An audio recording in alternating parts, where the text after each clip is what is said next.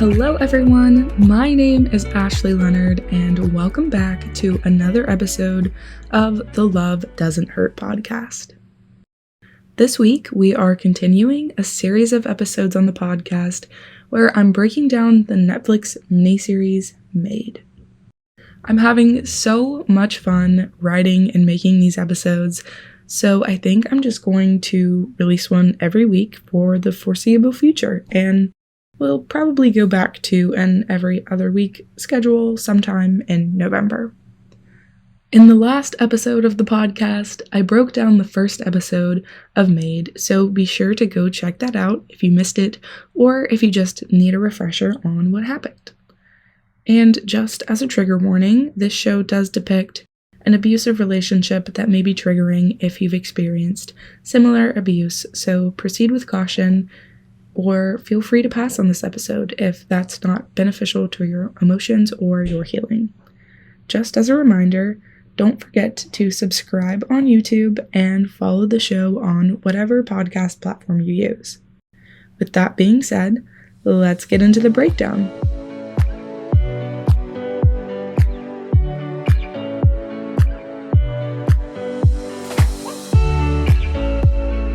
Episode 2 of Maid opens with a flashback showing how Alex and Sean met. At the bar she used to work at, Alex was using an open mic night to read a story she wrote about how she fell through a frozen lake as a child and nearly didn't survive. Sean was the only person there that was actually paying attention to Alex, so it made her feel really special, and she later got her coworker to try to talk to him for her.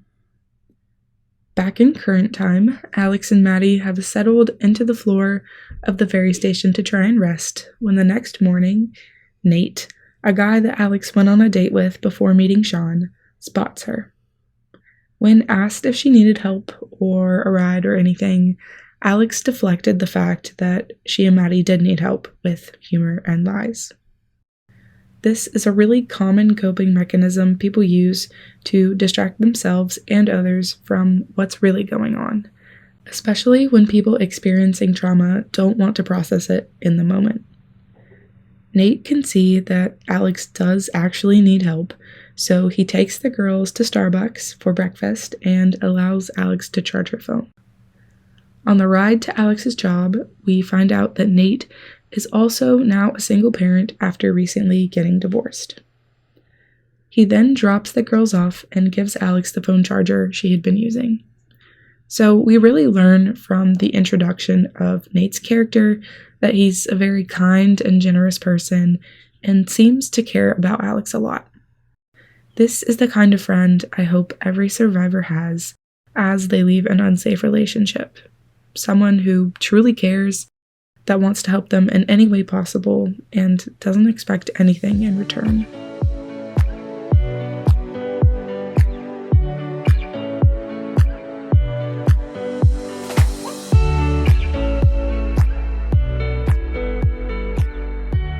Inside the Maid company office, Alex learns that Regina did not pay for her cleaning service, so she's not going to get a paycheck. She also gets a call from Sean's attorney notifying her that an emergency petition for custody of Maddie has been filed, which adds a significant amount of stress to Alex's life, as she doesn't know how to respond to this news or what she's really supposed to do to protect her daughter legally.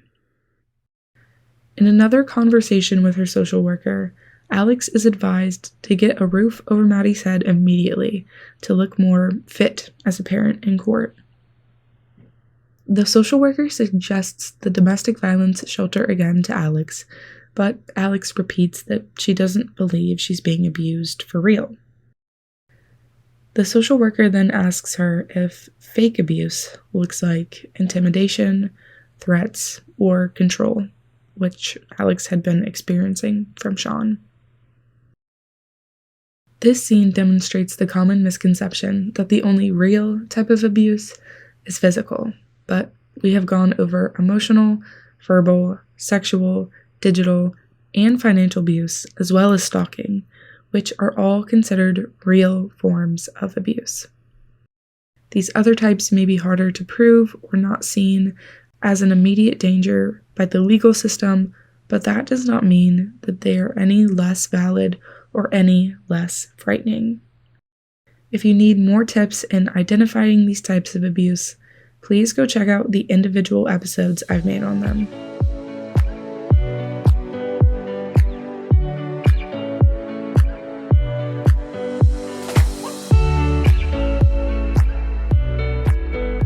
The shelter's hotline number is then given to Alex, but she doesn't really know what to say. All she needs to say is help. At the shelter, Alex is greeted by the manager, Denise, who tells her that everything is going to be okay and that Alex can breathe now because she's safe.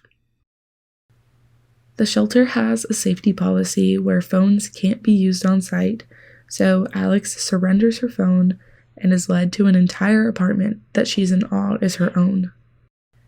Maddie begins to cry and expresses the desire to go home when a neighboring survivor, Danielle, hears this and brings over some extra toys to cheer her up. The next day, Alex goes to thank Danielle and borrows something to wear for court the next day. When Alex goes to court, Sean insults what she's wearing and for bringing Maddie, even though she had nowhere else to leave her. Sean's family and friends are there to support him because he said it's been a really difficult time for him. Even little things like insulting an outfit can be emotionally abusive. Over time, these comments can wear down someone's confidence and make them feel as though they aren't good enough to leave their partner that's insulting them. This manipulation tactic then creates control in a relationship.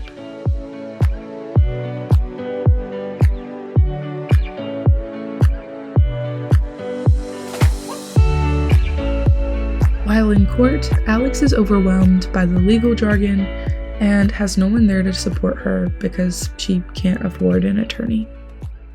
When asked for the plan she has to provide for Maddie, Alex states that she's figuring it out, which the court commissioner finds unhelpful as Alex removed Maddie from her home in the middle of the night, concealed her whereabouts from Sean, and does not have a home or income currently.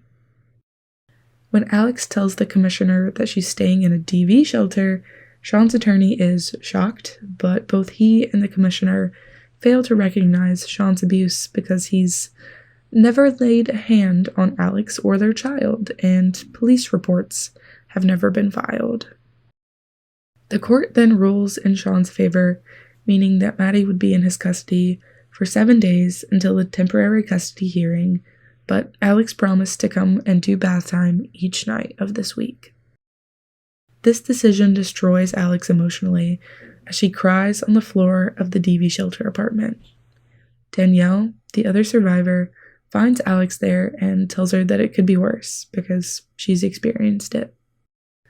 Danielle understands that before abusive partners hit you, they hit near you. That it doesn't start off scary, it becomes that way over time, so you're manipulated into not seeing a way out or that you can leave. This scene shows why it's so important for survivors to be able to share their stories with others. Alex is empowered to get up and fight for her daughter back after hearing Danielle's story. Danielle then encourages Alex to try and change one thing that's making her angry right now, and that thing happens to be the fact that Regina did not pay for Alex cleaning her house. So the friends then go to Regina's open house, and Danielle takes Regina's dog so they can pretend they found it somewhere and meet her in public to confront her. Please don't do this in real life. It is illegal, but it does make for a funny few minutes of the show. Regina is upset when her dog is returned because she was so frightened to know that it had been unsafe at some point. Alex then compares this short time of fear to her daughter being taken away as a result of not being paid for her service, and then Regina seems to realize that her selfish actions have repercussions for others. After this confrontation, Danielle drops Alex off at Sean's so she can go have bath time with Maddie as she promised. but she's greeted by Sean's mother, who already fed and bathed Maddie because she wasn't feeling well, and gave her adult cough syrup. This is incredibly frustrating for Alex and as a viewer because she is consistent and reliable for her daughter, while Sean isn't even taking care of Maddie and rather uses her as a pawn to hurt Alex.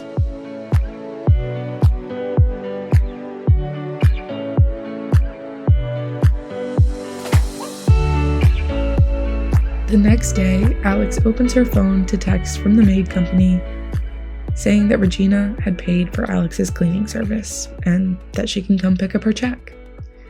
This news is so exciting that she goes to tell Danielle, but she's gone. The shelter manager, Denise, doesn't explicitly say that she went back to her abuser, but states that it often takes victims 7 attempts before they finally leave for good. It took Denise 5.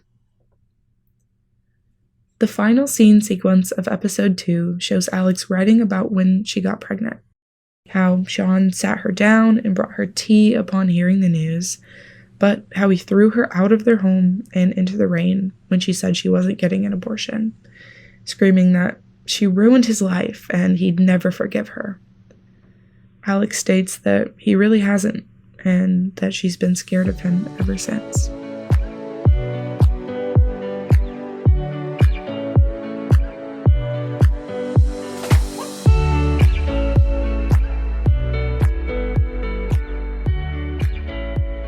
Episode 3 of Maid opens as Alex sits in a government-mandated parenting class. Denise then picks her up after class, and they laugh about how she has to do silly things like put a diaper on a watermelon in order to look better for a court hearing. Denise even brought Alex some coffee for their drive, and it makes Alex emotional as she's not used to having someone do nice things for her just because they care about her. They go to a diner and meet an attorney who donates his time for legal advice to the shelter. This is a common thing for shelters to have. Many have a person or a team of legal aides that will go with survivors to court and help them with the paperwork, all for free. So if you're a survivor that needs legal assistance, please try going to a shelter or advocacy center to see if they provide free legal aid before paying thousands of dollars for an attorney.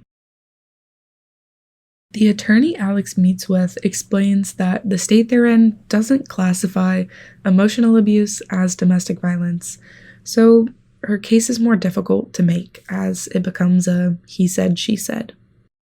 He also tells her that she must have a character witness, be enrolled in a government assistance program like SNAP, which is the Supplemental Nutrition Assistance Program, have temporary housing, and have proof of both employment and a support system. Alex is late to work the next day as she has spent the morning trying to become enrolled in SNAP, but the wait is incredibly long, which the attorney unfortunately indicated was typical. On the way to her job site, Alex calls her mom to see if she can help her get old furniture they had and move into temporary housing. Alex's mom doesn't think it's a good idea because you don't leave a good man when he's trying, but seems to agree to help her daughter. That day, Alex had to clean a particularly gross and abandoned house where she sees toys indicating that children had lived there and wonders how anyone could keep their children in those conditions. She cleans for a while, but after some time, gets overwhelmed and questions whether she can continue working this hard, but she knows she has to for Maddie.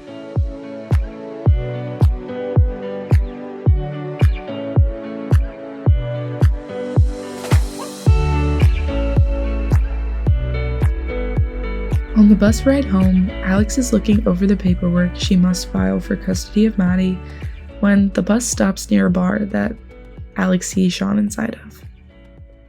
She immediately gets off the bus and goes in to confront him for being irresponsible and leaving their child with his mother, who's had problems with addiction that Sean expressed were harmful to him during his childhood.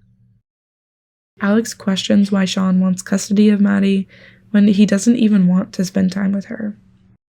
It seems as though he just wanted a way to hurt Alex and knew that Maddie was the way he could do so. Sean just calls Alex an emergency and insults her for being unclean after her long day of work.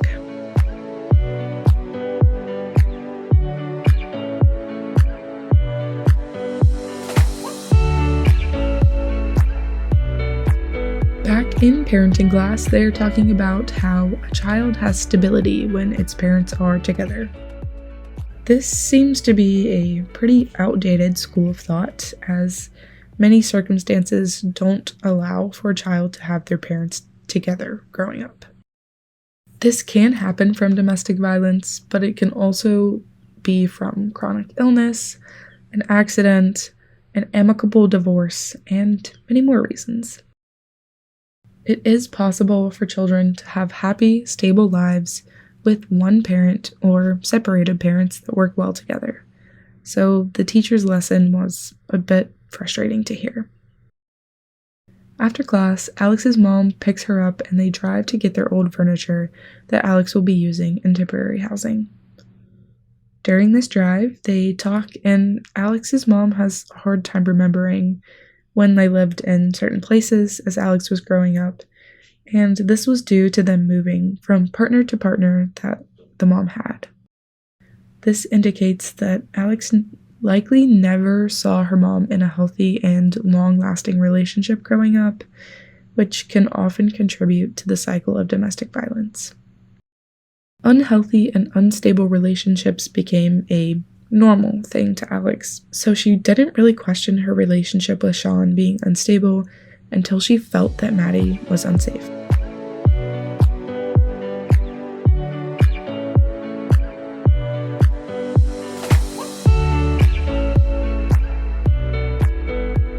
The entire day that Alex and her mom are running errands, like going to the SNAP office and getting furniture, Alex is trying to get her mom to write a character witness that she can present in court to support her getting custody of Maddie. Her mother continuously puts it off and at one point even questions how emotional abuse is even real, because men have treated her worse than Sean treats Alex, and she sees this behavior as normal. Alex then explains that one of their errands earlier in the day was going to open a bank account for her because she didn't have one.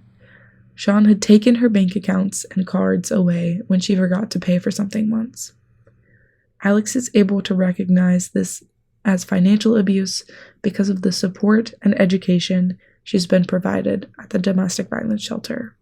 When Alex and her mom finally get back to the subsidized apartment, Alex's mom suggests that they go get dinner after unpacking all of the furniture and that she'll finish the character witness there.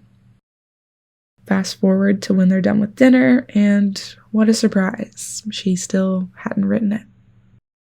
This frustrates and upsets Alex, and the issue boils over as her mother insists Alex pay for dinner because she has a job now. This is quite literally impossible for Alex because she doesn't have the money, and it makes her more upset because her mother can't even provide her with dinner when invited out during the worst week of her entire life. Alex then tells her mother that she will not be a character witness in the custody case and that she's the worst mother ever. Alex's mom rebuts this, saying that she can't be the worst because she never lost custody of Alex.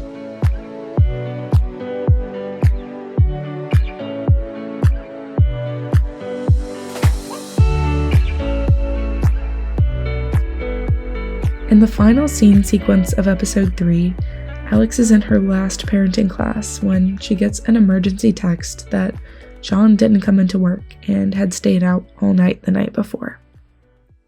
Alex then goes to Sean's house immediately, where his mother explained that she hadn't heard from him in 2 days, and so Alex goes to try and look for Sean. Alex then finds Sean's car on the side of the road and follows a trail down to find him sitting alone and intoxicated. Sean asks why Alex doesn't like him anymore and pleads for her to not hate him because he's sea glass. He's trash that will turn to treasure over time. After that day, they go to court for custody of Maddie, but Sean admits that he went to an AA meeting and realized he's not responsible enough to stay sober and take care of their daughter full-time at the same time. So they agree to share custody as long as neither of them put Maddie in danger again. And in the final scene, Alex and Maddie arrive into their new apartment to find that Alex's mom had painted a mural over Maddie's bed as a way of apologizing to Alex for the things she said.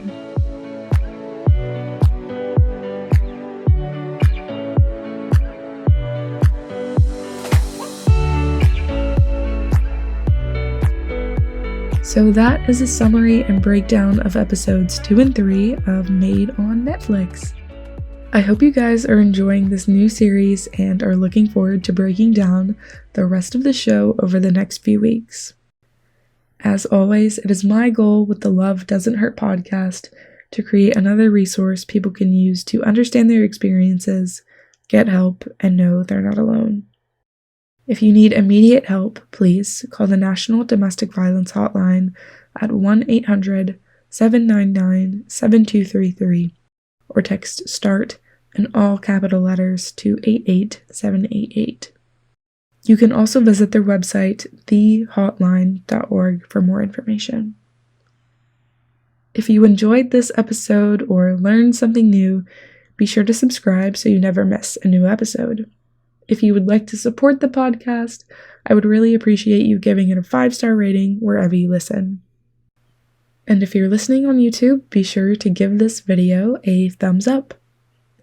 Also, just a reminder that the podcast is now available on YouTube, Amazon Music, and Audible, so you can access it anywhere you prefer to listen to podcasts. Thank you for listening to the Love Doesn't Hurt podcast. I hope you all have a great day, and remember, spread love everywhere you go.